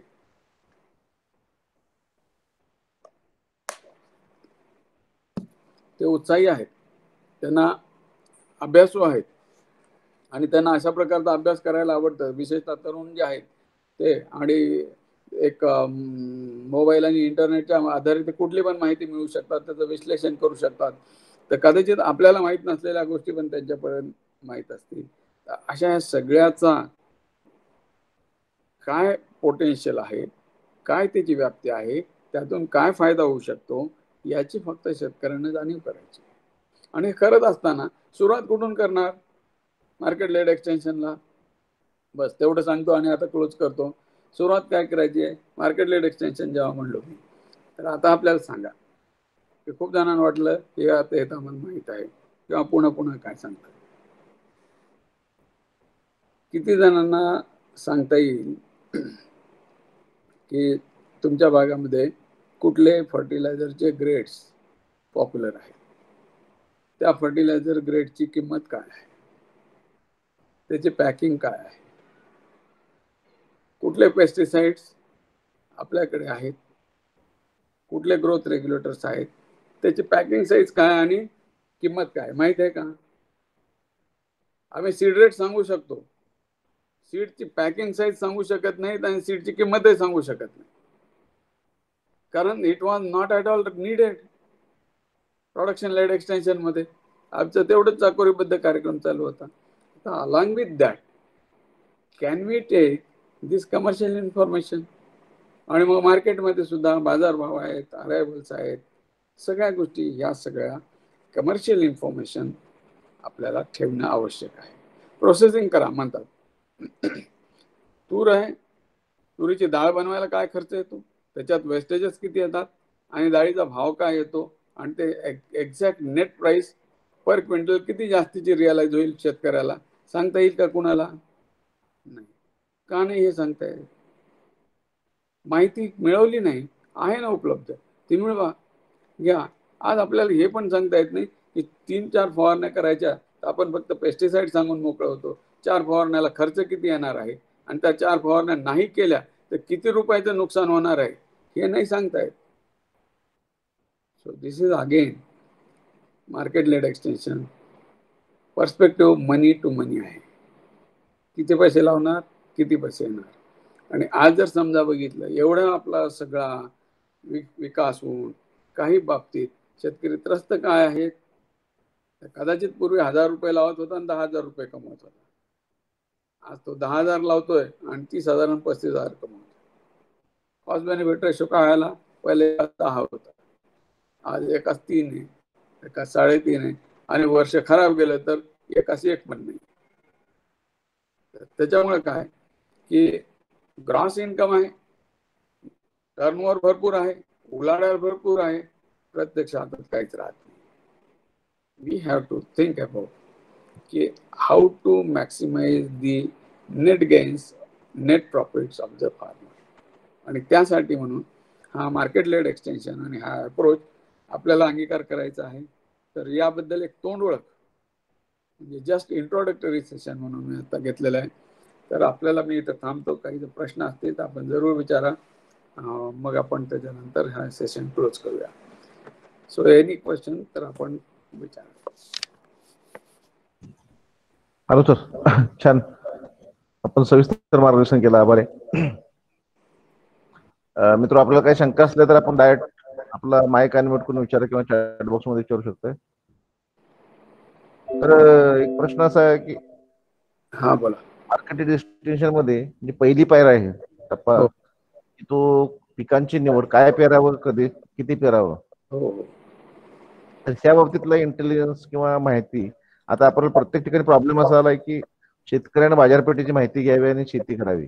हो तर प्रत्येकाला शक्य आहे का? आणि तशी नसेल तर मग ते कशा पद्धतीनं आपला कधी काय पेरावं आणि कधी किती पेरावं, त्याविषयी पहिला माहिती मिळालं, पुढच्या गोष्टी लोकांना त्याविषयी. चांगला प्रश्न आहे. आपण 2 गोष्टी करू शकतो याच्यामध्ये. मागच्या 2-3 वर्षामधल्या तुमच्या प्रमुख पिकाचे रेट्स काय होते, बाजारभाव, हे बाजार समितीतून माहिती करून घेऊ शकतो. आणि बाजार समितीतून 12 महिन्याचे रेट्स पण आपल्याला मिळू शकतात. की समजा हरभरा आहे तर 12 महिने हरभरा कोणत्या भावाने उपलब्ध आहे. भाजीपाला आहे, टोमॅटोचा रेट प्रत्येक महिन्यामध्ये काय बदलत चाललेला आहे. तर यावरून काय होतं की आपल्याला एक क्ल्यू मिळतो. त्याचबरोबर आपल्याला दुसरं एक करता येतं की एक ncdx.com जे आहे त्याच्यावर जायचं. आपल्याला एक फ्युचर मार्केटवर सेशन आहे आपलं, ते झालं असेल तर त्यांनाच विचारा, किंवा आता पुन्हा होणार असेल तर त्यावेळेला जरूर विचारा की त्याच्यामध्ये फॉरवर्ड सौदे जे होत आहेत हे पहिले 3 महिन्यांनी, 4 महिन्यांनी, 6 महिन्यांनी काय भाव आहे हे तुम्हाला कळेल. मग आता समजा तुम्ही मे मध्ये जर पाहिलं त्याच्यावर, तर आपल्याला कळेल की मे महिने 6 महिन्यांनी तुरीचा काय भाव आहे, 6 महिन्यांनी त्याच्यामध्ये सोयाबीनचा काय भाव चालू आहे, 6 महिन्यानंतर जे आहे कापूस काय भावात चालू आहे. ते जर समजा वाढता ट्रेंड असेल तर त्या पिकाचं क्षेत्र वाढवायचं. कारण तो जो फ्युचरचा जो बाजारभाव आपल्याला दिसतो आज, जसं शेअर मार्केटमध्ये तुम्हाला कळतं की शेअरचे बाजारभाव कसे चालले, तसं हे कमोडिटी एक्सचेंज जे आहे ncdx.com वर आपल्याला ट्रेडिंग करायचं नाही आहे. आपण फक्त जायचं आणि ते उघडून बघायचं की 3-4 महिन्यानंतर काय भाव आहे वेगवेगळ्या पिकाचे.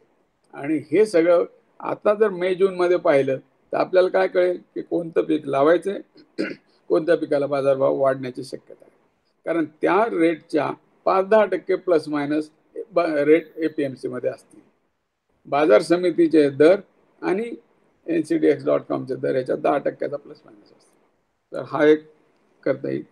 ट्रेंड ॲनालिसिस आहे, मागच्या वर्षीचे काय ट्रेंड आहेत.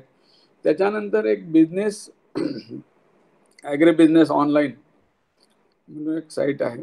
त्यानंतर 2-3 अशा मी तुम्हाला साईट सुचवेल की ज्याच्यावरून तुम्हाला बाजारभावाचा अंदाज जे आहे हे आपल्याला 2 गोष्टींमध्ये मिळते. एक तर त्याचं सबस्क्रिप्शन केल्यावर मिळेल किंवा काही नॉमिनल फीस असते ते भरून पण मिळू शकते.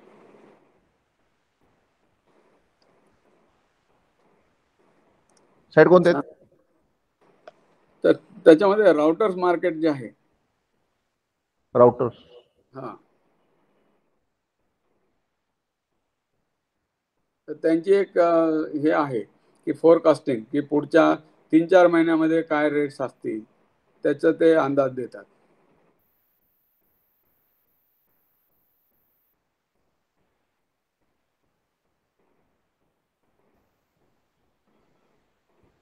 राउटरने कुठलं पण?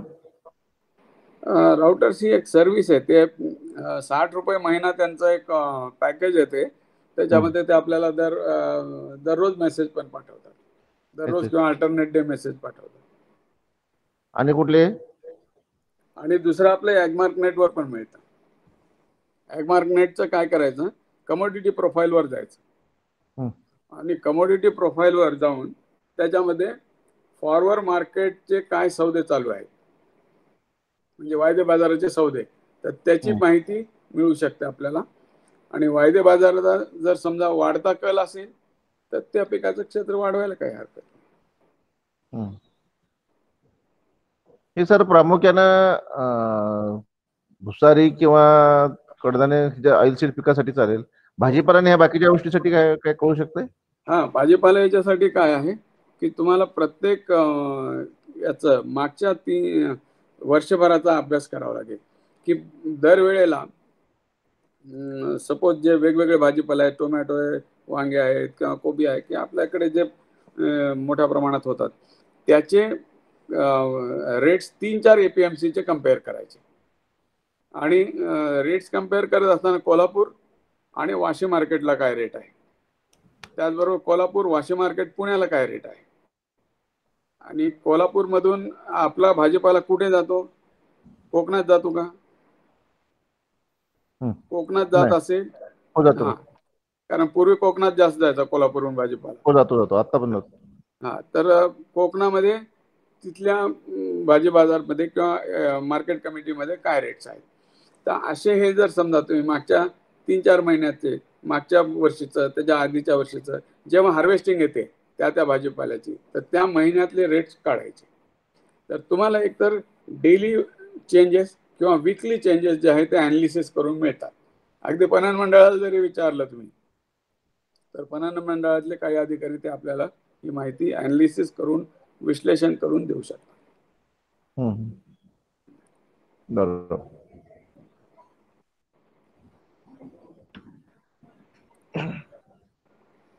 पहिल्यांदा हे करायचं म्हटलं पहिल्यांदा आपल्या स्वतःची मानसिकता बदलावं लागेल.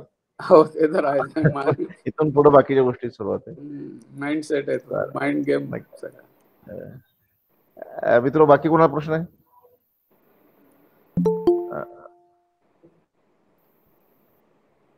पण आता काय, हे हळूहळू असं होणारच आहे ना. आज आपण म्हणतोय ना, शेतकरी काय आमच्यावर अवलंबून नाही, आम्हाला तंत्रज्ञानाचं कोणी विचारत नाही. अहो, तंत्रज्ञानाची माहिती तुम्ही दिलेली आहे, त्यांना मिळाली आहे, ते अजून कुठून तरी मिळवतात. त्यांना जी गरज आहे ती माहिती आता आपल्याला स्वतःला प्राप्त करून घ्यायची आणि त्यांना द्यायची आहे. तर हे कदाचित काही दिवसामध्ये आपलंच आयुक्तालय खूप एक ऑर्गनाइज वे मध्ये मार्केट इंटेलिजन्स इन्फॉर्मेशन आपल्याला अवेलेबल करून देणार आहे. बरोबर बरोबर. कारण ही कसं आहे, हीच गोष्ट शेतकऱ्याला प्रत्येक गोष्ट करणं शक्य नाही आणि आपल्याकडं नाही तशी व्यवस्था नाही आता प्रचलित पद्धतीमध्ये. सगळं आजपर्यंत वैयक्तिक पातळीवर चालू आहे. समजा परीट सरांचा इंटरेस्ट आहे, परीट सर करत राहतील, बाकी कोण करा, असं होईल ते. आमच्या डोक्यात सांगितलं की आपण जे म्हटलं होतं की 4-5 कमोडिटी घेऊन आहे ना, बाजार समितीमधले जर रेट वर्षभराचे डेली जर कम्पॅरेटिव्ह केले तर कमीत कमी 10 वर्षाच्या रेटवर लोकांना कळेल काय पिकवायचं आणि काय थोडं कमी पिकवायचं, थोडं जास्त पटवायचं, तेवढं तर कळू शकतं. मित्र, आज मार्केट एक्सटेन्शन या विषयावरच्या प्रशिक्षणामध्ये माननीय शिराडकर साहेब यांनी अत्यंत साध्या सोप्या भाषेमध्ये एक शिक्षकी पेशामध्ये जाऊन अत्यंत आम्हाला जो TRVचा जो टच नव्हता तो सरांच्या मागच्या त्यांनी ह्याच्यामध्ये, कारण आता जो जमाना आहे सगळ्या प्रेझेंटेशन मध्ये त्यामध्ये फक्त कोरडेपणा दिसतो, दिसायला बरं वाटत असलं तर तो त्याला अटॅचमेंट होत नाही. पण आपण प्रत्येक गोष्ट अगदी तुमच्या डॅशबोर्डवर लिहून अत्यंत वेगळ्या पद्धतीनं बाय हार्ट समजावून सांगितले. मागचे देखील आपले शेतकरी उत्पादक कंपनीचे विषय जे आता पण आम्हाला फारसे ते रुचले नव्हते, पसंत नव्हते, ते आपल्या माध्यमातून समजले. मार्केट लीड एक्सटेन्शन हा विषय असाच आहे की सरांनी म्हणजे प्रत्येक एक्सटेन्शन मध्ये कदाचित मास्टर असू शकतो, पण मार्केटच्या अनुषंगानं त्याला कसं वळण द्यावं हे सरांनी अत्यंत नेमकेपणानं सांगितलं. गरज आहे त्यात आपल्याला समजून घेणं, आपला ॲटिट्यूड बदलणं आणि त्या पातळीवर जे काही सरांनी सांगितलं म्हणजे अगदी खताची किमती काय आहेत आणि काय कम्पॅरेटिव्ह किमती आहेत वेगवेगळ्या कंपन्यांच्या, हिथून जरी आपलं मार्केट हे जे आहे आपला अप्रोच बदलणं आवश्यक आहे. आपण सर्वजण त्या अनुषंगाने प्रयत्न करूया आणि एक नवीन विजन आहे डिपार्टमेंटच्या आपल्या गाव पातळीवर कार्यक्रमामध्ये. कारण नुसता आपला विचार हा आपला विचार नाही, आपला आपण 1000 खातेदारांचा म्हणजे 1998 साली 1000 खातेदार मग आपण एक आहोत. आता ते खातेदार कदाचित 2000 पण झाले असतील. तर ह्या एवढ्यातून तुमची मानसिकता बदलताना आपण एक व्यक्ती, एक प्रशिक्षणार्थी, एक घरातली व्यक्ती, खात्यातला एक असिस्टंट म्हणून न बघता आपण एक 2000 खातेदार गुणिले 5 जर विचार केला तर 10,000 लोकसंख्येच्या वतीने आपण प्रशिक्षण घेतो आणि त्यांच्या विमानाचं म्हणा किंवा नावेचं तुम्ही ते डायरेक्शन ठरवत आहात. त्यामुळे ह्या पद्धतीने जर ह्या भूमिकेतून जर आपण एक गांभीर्याने घेतलं तर निश्चितपणे आपल्याला आउटकम चांगल्या पद्धतीने मिळेल. मी सरांचं अत्यंत मी शॉर्टली विषय दिला, सरांनी अत्यंत चांगल्या पद्धतीनं आमच्या कल्पनेच्या पलीकडे समजावून सांगितलं मुद्देसूद. मी सरांचा मनपूर्वक आभार व्यक्त करतो आपल्या सर्वांच्या वतीनं आणि रायमातीच्या वतीनं आणि धन्यवाद देतो. सर एक दोन बाकी सर्व प्रशिक्षणार्थी थांबतील, आपण अटेंडन्स मग चालेल. थँक्यू सर, आभार आहे. थँक्यू, धन्यवाद, नमस्कार सर्वांचे आभार.